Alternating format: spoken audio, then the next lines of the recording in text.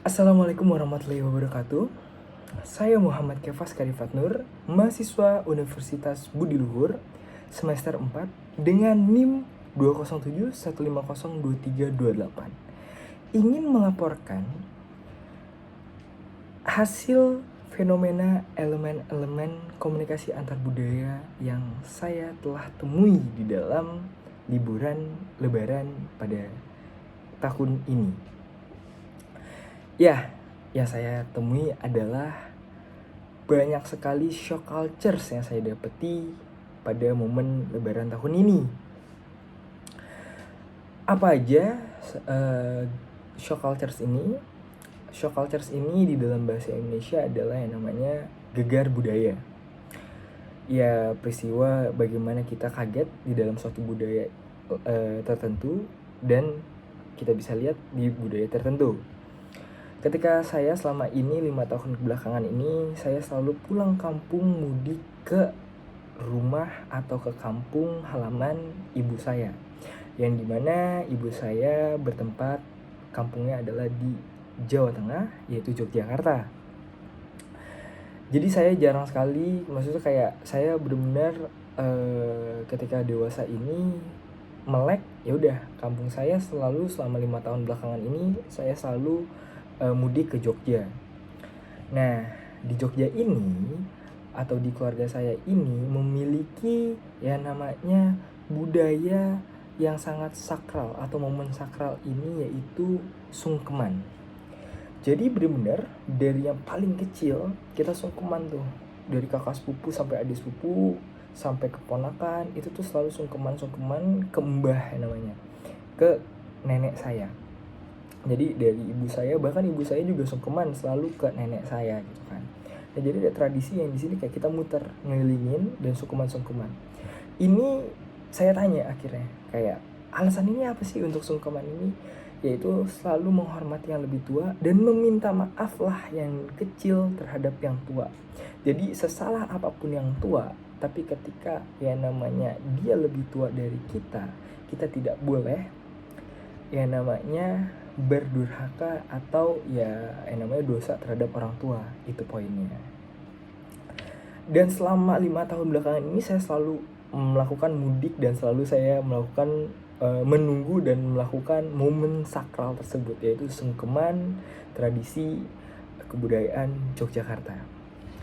Dan pada momen Lebaran pulang kampung kali ini pada tahun 2022 ini, saya berkesempatan akhirnya ke pulang kampung ke kampung halaman bapak saya, yaitu di Sumatera,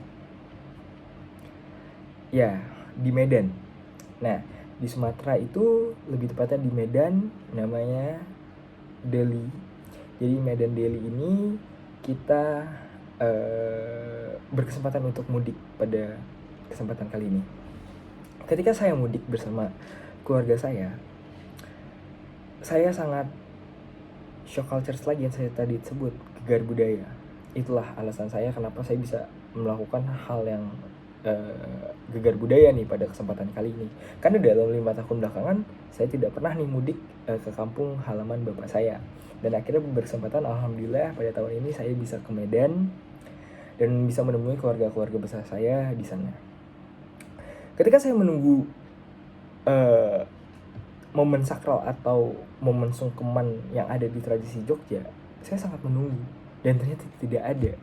Dari pagi sampai malam pun, dan sampai akhirnya pulang kita menginap di hotel, tidak ada.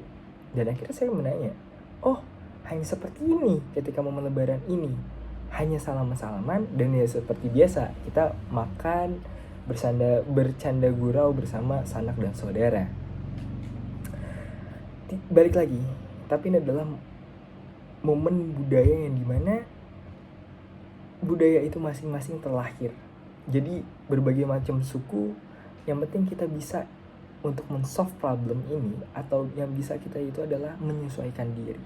Dengan penyesuaian diri ini kita bisa yang namanya mencairkan suasana dan bisa menyerap apapun ilmu yang kita dapat, baik dari suku Jogja, dan maupun suku Medan Deli.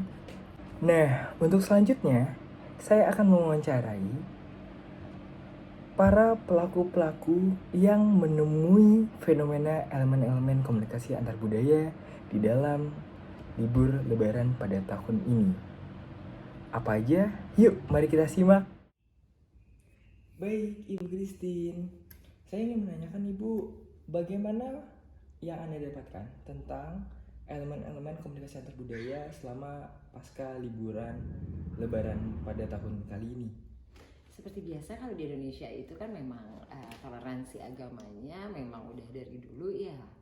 Jadi yang ada pada kali ini Lebaran saya datang berkunjung ke tetangga-tetangga saya yang memang beragama Muslim. Dan pada saat Natal kemarin begitu juga sebaliknya yang beragama Muslim mampir ke rumah saya gitu. Jadi ya memang Indonesia beragam budaya, beragam agama, dan kita sama-sama saling menghargai. Berarti mendorong antara simpati dan empati terhadap sesama ya Bu, poinnya Iya. itu.